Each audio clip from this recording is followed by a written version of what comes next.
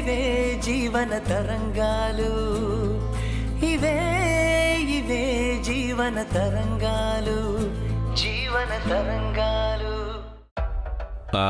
బయట అందరూ అనుకుంటున్నారు పెద్ద అమౌంట్ వివరాలే ఇన్కమ్ ట్యాక్స్ డిపార్ట్మెంట్కి దొరికాయంట. నిజమేనా? మీకంతా తెలుసు, మళ్ళీ ఎందుకు అడుగుతున్నారు? తప్పుగా అనుకోకు, నేను మీ మంచి కోరుకునేవాడిని. మనుషులు అన్నాక గొడవలై వస్తుంటాయి, అలా అని మనుషులను వదులుకోలేం కదా. నేనున్నాను మీకు. సరే, ఇదిగో రండి ఇంటికి. సరే, ఏదైనా డబ్బు అవసరమైతే చెప్పండి.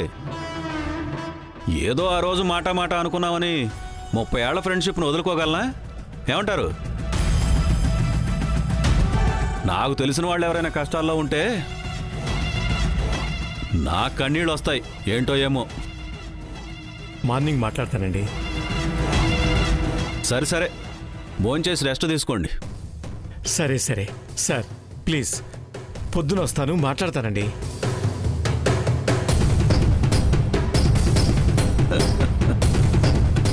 ఫోన్ కట్ చేశాడు అమాయకుడు.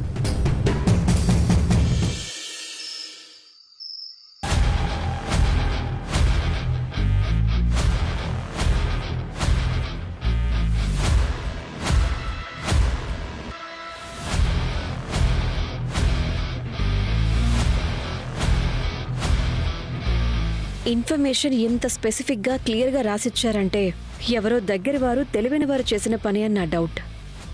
Yes madam, I'm sorry. ఆ పని చేసింది మా మామ. నువ్వు చెయ్యలేదు కదా, మరి దీనిలో సారీ చెప్పడానికే ఉంది. ఇలాంటి ఇన్ఫర్మేషన్ ఇచ్చే వాళ్ళెవ్వరూ డిపార్ట్మెంట్కు గొప్ప పేరు రావాలి, ప్రభుత్వానికి మంచి పేరు రావాలని చెయ్యరు. వేరే వాళ్ల నాశనం కోరుకునో కడుపు మంటతోనూ ఈ పని చేస్తారు.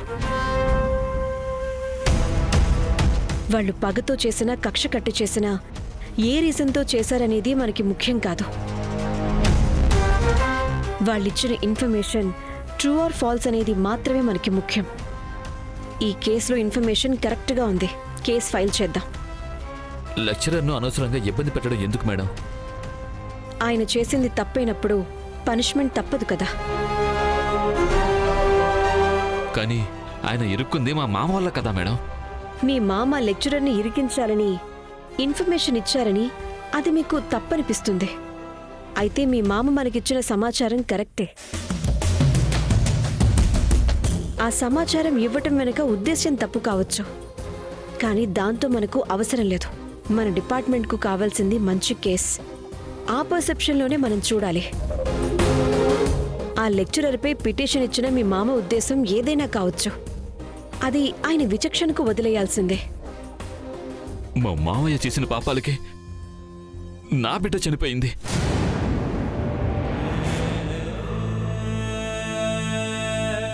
దానికే మీ మామ చేసిన దానికి సంబంధం ఉన్నట్టు నాకు అనిపించటం లేదు. ఆ నీలకంఠాన్ని కాపాడటానికి మా మామ చేసిన తప్పుడు పనికి నేను అనుభవించాల్సి వస్తుంది. పెద్దవాళ్ళు చేసిన పాపాలు పిల్లలకి తగులుతాయంటారు కదా. నా బిడ్డ పురిట్లోనే పోవటానికి కారణం మా మామ చేసిన దుర్మార్గాలే. దానికి నేను ఫలితం అనుభవిస్తున్నాను.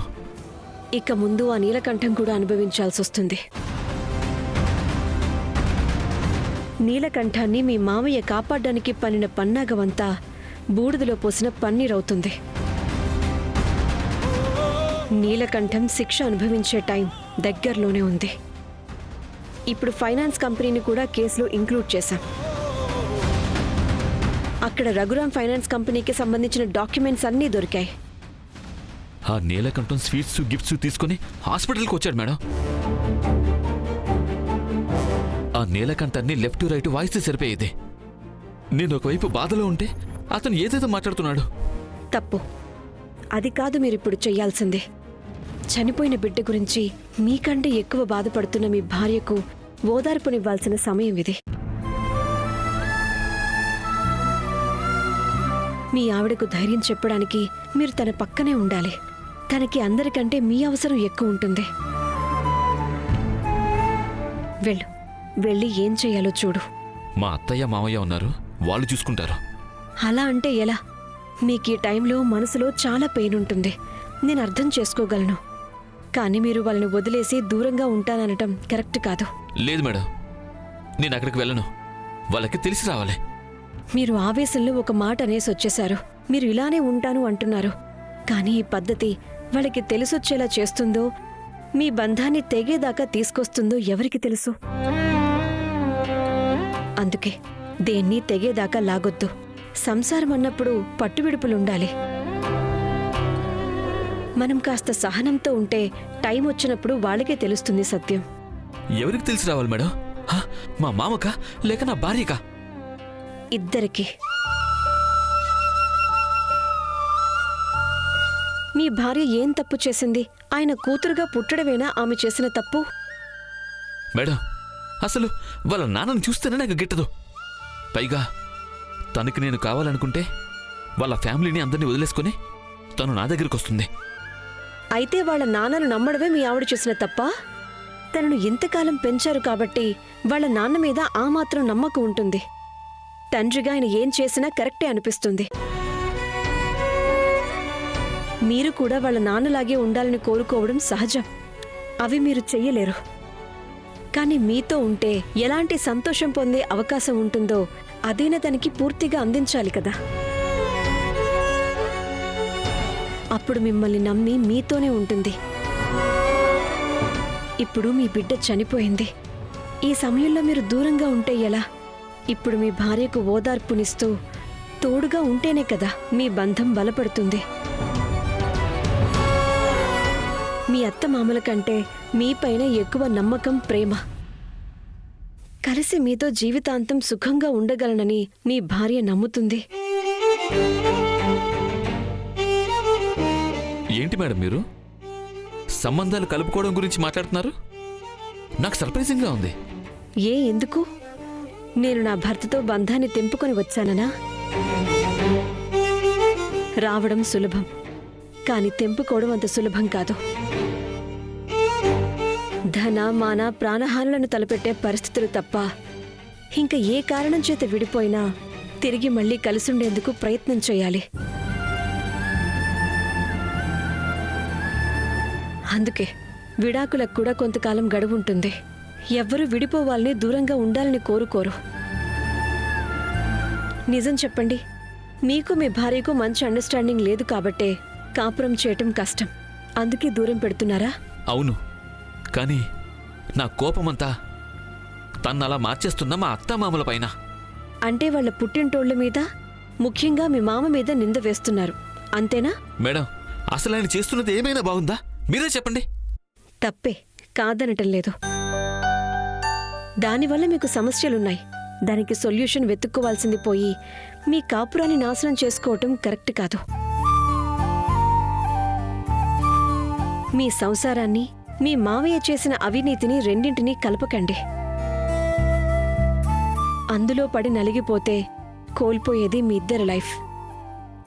Anyway, you are the best judge. ఎలా అయితే మీ సంసారాన్ని నిలబెట్టుకోవచ్చో మీరే డిసైడ్ చేసుకోండి.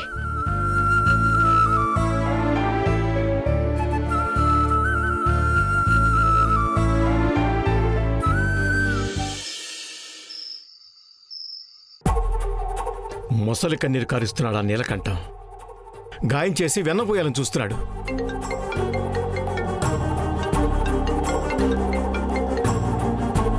హలో, నేను డాక్టర్ అశోక్ కుమార్ని మాట్లాడుతున్నాను. చెప్పండి Ashok garu. Sorry, income tax వాళ్ళు వచ్చారంట? అవును. Anything serious? లేదు సార్. మిమ్మల్ని ఒక విషయం అడగాలనుకుంటున్నాను. పేరెంట్స్ నుంచి ఫీజు తీసుకుంటున్నారు కదా, లిస్ట్ ఏమన్నా మెయింటైన్ చేస్తున్నారా? లేదండి. మా చార్టర్డ్ అకౌంటెంట్ అన్నారు ట్యూషన్ ఫీజు కట్టాను కదా, అది అకౌంట్స్లో ఎందుకు చూపించలేదు అని. లేదండి. ఎందుకు? తను ఐ డోంట్ నో అన్నారు. అందుకే మిమ్మల్ని అడుగుతున్నాను. ఫీ పే చేసిన మాలాంటి వారికి కూడా ఏమైనా ప్రాబ్లమా? నో, అలాంటిదేం లేదండి. మరి ఉదయం నుంచి సాయంత్రం వరకు ఉన్నారని విన్నాను. మా వివరాలు ఏమైనా మీ రికార్డుల్లో ఉన్నాయా? లేదండి, వాళ్ళ పని వాళ్ళు చూసుకుని వెళ్ళారు. డాక్టర్ గారు, ఐఎమ్ టైర్డ్. సారీ, ఉదయం మాట్లాడతాను. అలా ఏమన్నా ఉంటే చెప్పండి. మా చార్టెడ్ అకౌంటెంట్ అన్నారు. ముందే విషయం తెలుసుంటే ఏదైనా మేనేజ్ చేసుకోవచ్చా అని అడుగుతున్నాను అంతే. సరే, నూతిలో పడితే 100 రాళ్ళంటే ఇదేనేమో. ముందు ఫోన్ ఆఫ్ చేసేయండి. రండి భోంచేద్దాం.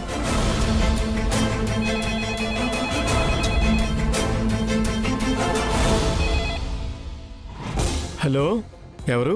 సార్ నేను ఫిజిక్స్ లెక్చరర్ కేఆర్పిని. చెప్పండి. సార్ మీ మొబైల్ స్విచ్ ఆఫ్ వచ్చింది. సార్ ఈ విషయం తెలిసింది. It's okay.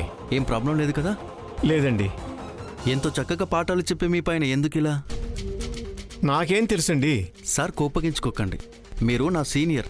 సార్ మిమ్మల్నే ఏమన్నా అడగాలంటే మిమ్మల్ని అడగాలి. అడగండి. నేను కూడా ఇంట్లో ట్యూషన్స్ చెప్తున్నాను. మీ కేసు కూడా ఇంటి ట్యూషన్ గురించే అన్నారు. ఈరోజు మీది, రేపు నాదా? నెక్స్ట్ నేను టార్గెట్ అయ్యే అవకాశం ఉందా? తెలీదు. ప్లీజ్, ఆల్రెడీ రాత్రి 10 అయింది. Leave me alone sir. అంతా నా కర్మ. మీరు రండి.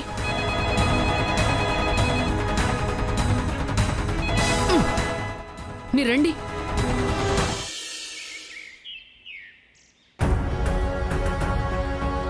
Good morning madam. Good morning. I'm sorry madam, ఇంటి వరకు వచ్చి డిస్టర్బ్ చేస్తున్నాను. రాత్రంతా కేసు గురించి ఆలోచిస్తూ నిద్రపోలేదు. నేను అర్థం చేసుకోగలను. చెప్పండి. ఇప్పుడు ఏం చేయాలి మేడం? నెక్స్ట్ ప్రొసీజర్ ఏంటి? నేను మీ ఇంట్లో సీజ్ చేసిన డాక్యుమెంట్స్, బ్యాంక్ అకౌంట్స్ వివరాలు పరిశీలించి నేను రిపోర్ట్ ఇవ్వాలి.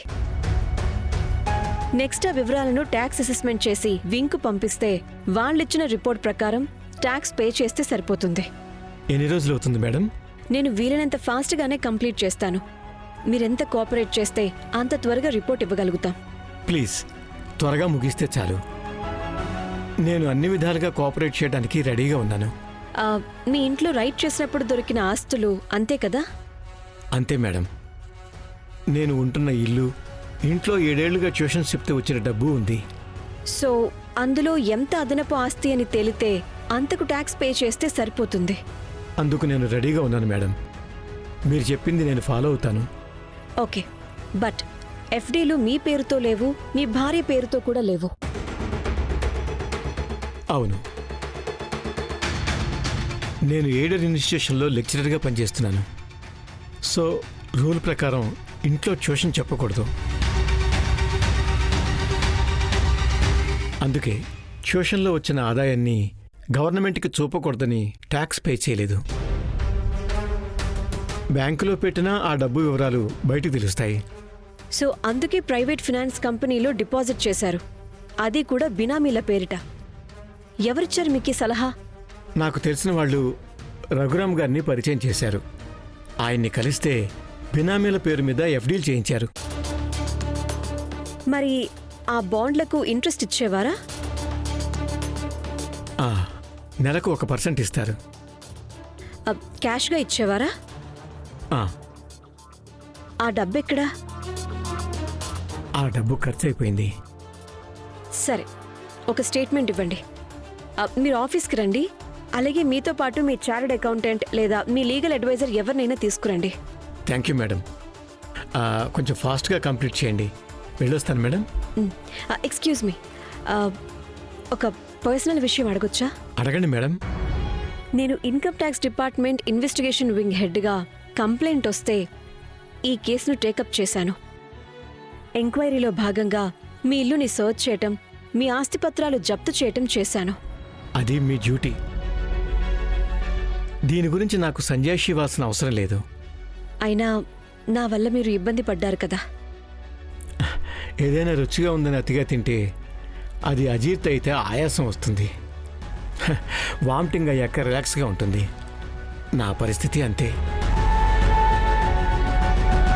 ట్యాక్స్ పే చేయకుండా అంతా నాకే కావాలని దాచుకున్నా. అదంతా ఎలా కాపాడుకోవాలని ఆలోచిస్తూ టెన్షన్ పడ్డా. కానీ మీరు వచ్చాక అలా ట్యాక్స్ కట్టకుండా దాచుకున్నది కక్కించి నాకు రిలాక్సేషన్ వచ్చేలా చేశారు. మీరు చేసింది న్యాయమే. న్యాయం చేసుండొచ్చు, కానీ మీకు నొప్పి కలిగించాను. ఏదైనా ఆపరేషన్ చేసి పేషెంట్ని బాగు చేయాలనుకున్నప్పుడు నొప్పి తప్పదు. అక్కడ పేషెంట్ బతికితే చాలు. ఇక్కడ మీరు బెటర్ సొసైటీ కోసం చేసిన ఆపరేషన్లో నాకు కాస్త పెయిన్ కలిగిన మాట వాస్తవమే. కానీ ఇప్పుడు చాలా రిలీఫ్గా ఉంది. దీనిలో ఏదీ పర్సనల్ కాదు. ఏదైనా కోపం ఉంటే నా మీద చూపించండి. దయచేసి నాకు సంబంధించిన వాళ్లపై చూపించకండి. కీర్తి గురించి మాట్లాడుతున్నారు కదా,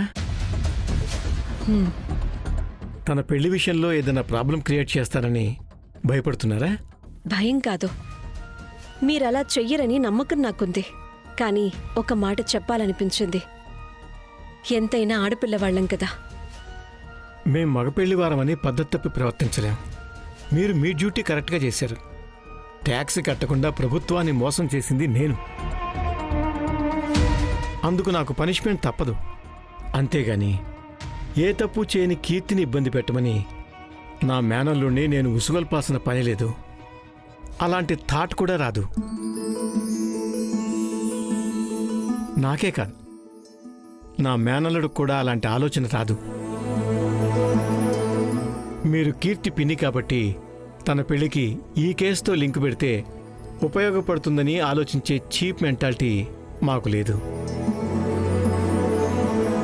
నేను సంస్కారం ఉన్నవాణ్ణి, లెక్చరర్ని. చేసిన తప్పుకు నాకు శిక్ష పడినవ్వండి. కీర్తి పెళ్లికి ఈ కేసుకి ఎటువంటి సంబంధం లేదు. రెండూ పూర్తిగా వేరువేరు. థ్యాంక్స్. మీలాంటి మంచి వాళ్ళను ఇబ్బంది పెట్టకుండా ఉండాల్సిందే. కానీ తప్పలేదు. ఒకవేళ ప్రవీణ్ ఈ విషయాన్ని ప్రస్తావిస్తే ఈ రెండు వేరువేరు విషయాలని ప్రవీణ్కి చెప్తాను. నేను చెప్పిన దాన్ని ప్రవీణ్ తూచా తప్పకుండా పాటిస్తాడు. దాని గురించి మీరేం దిగులు పెట్టుకోకండి. సరే, నేను 11 ఆఫీస్కి వస్తాను. ఉంటాను.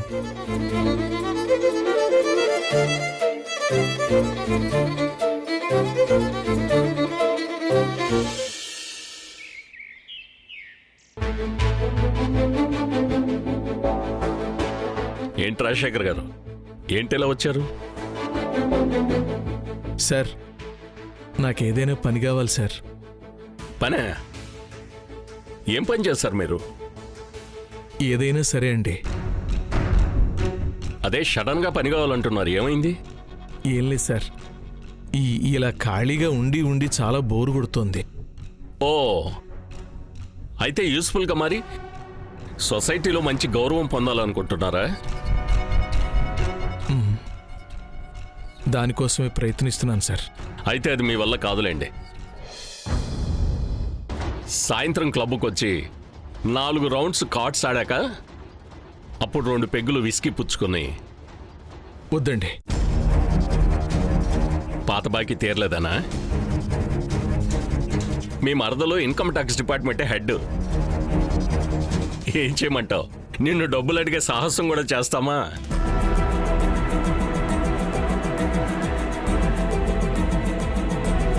అది కాదు సార్, అన్నీ వదిలేశాను. కార్డ్స్ ఆడటం, తాగడం. శేష జీవితం గడపడానికి హిమాలయాలకు వెళ్ళిపోండి. ఖర్చులకి నేను డబ్బులు ఇస్తాను.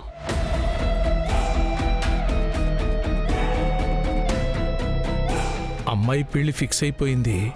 తను పుట్టినప్పటి నుంచి ఈ రోజు వరకు తన కోసం నేనేమీ చెయ్యలేదు. పెళ్లి భారం అంతా ధరణీయే మోస్తుంది. కొడుక్కి నేనంటే గిట్టదు. కానీ నా కూతురు అలా కాదు, నేనంటే చాలా ఇష్టం. అందుకు తన పెళ్లికి నాదంటూ ఎంతో కొంత ఖర్చు పెట్టాలి. తండ్రిగా నేనున్నానని నిరూపించుకోవాలి. సీరియస్గా చెప్తున్నారా మీరు? అవును సార్. కూర్చోండి. పర్వాలేదు, చెప్పండి. పని దొరకడం కష్టం. నేను నడిపేది ఫైనాన్స్ కంపెనీ. ఇక్కడ డబ్బుల విషయంలో చాలా ఖచ్చితంగా ఉండాలి. ఆ పని మీకు అప్పచెప్పలేను, మీరు చేయలేరు కూడా. పోనీ మీకు పరిచయం ఉన్న వాళ్ళ దగ్గర ఎవరి దగ్గరైనా సరే జాబ్ ఇప్పించండి ప్లీజ్. పంపిస్తాను, కానీ వాళ్ళు అడుగుతారు ఇంతకాలం ఏం చేసేవాడు అని. ఏం చెప్పాలి? మీ రెప్యుటేషన్ బాలేదు, ఎవరు కూడా ఉద్యోగం ఇవ్వరు. సార్, ఇంతకుముందు అలా ఉండేవాడిని, కానీ ఇప్పుడు అలా కాదు, మారిపోయాను. చేసిన తప్పే మళ్ళీ మళ్ళీ ఎందుకు చేస్తాను చెప్పండి? మీరు చెప్తారు మారిపోయానని, కానీ జనాలకి నమ్మకం కలగాలి కదా. మోసం చేసే పనుల్లో కూడా నిజాయితీగా ఉండాలి. చెడ్డ పని చేయను అంటున్నావు, మంచి పని చేస్తానంటే ఎవరూ నమ్మేవాళ్ళు లేరు ఇక్కడ. ఎలా? ఏం చేద్దాం? చూడండి, నాకు మీరు తప్ప ఇంకెవరూ తెలియదు. కుదరని పని. ఆల్మోస్ట్ 15-20 ఏళ్ళుగా ఏ పని చేయలేదు కదా. అన్నేళ్ళు పక్కన పడేస్తే బండిని తీసుకెళ్లి తుక్కు కింద పడేస్తారు, అంతేగాని సర్వీస్ చేయించడానికి తీసుకెళ్ళాం కదా. కాబట్టి నువ్వు ఫ్రీగా సర్వీస్ చేసినా ఎవ్వరు కూడా తీసుకోరు. ఇప్పుడు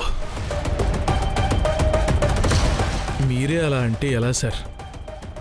సోమరితనం నీ నరనరాల్లో ఉంది, కాబట్టి ఎవరైనా పనిచ్చినా నువ్వు చేయలేవు. పైగా నువ్వు చెప్పుకునేంత క్వాలిఫికేషను లేదు, వర్క్ ఎక్స్పీరియన్స్ కూడా లేదు. మీకు ఉద్యోగం ఇప్పించడం జరగని పని. ఇక వెళ్ళండి మీరు. డబ్బులు కావాలంటే చెప్పు, మీ ఇంటి డాక్యుమెంట్స్ నా దగ్గరే ఉన్నాయి. దాని మీద అయితే కొద్దిగా అప్పు ఇవ్వచ్చు. అయితే దానికి ధరణి సంతకం కావాలి. వద్దు, ఆ ఇంటిపైన ఇక అప్పొద్దు. నన్ను నమ్మిస్తే ఒక 50,000 అప్పు ఇవ్వండి. లేదు, నీకు ఆదాయం లేదు. మంచి చెడుగా మారడం సులభం, కానీ చెడు మంచిగా మారడం కష్టం. ఒకవేళ మారినా ఎవరికీ నమ్మకం ఉండదు. ఇది జరగని పని. ఇక వెళ్ళండి ప్లీజ్.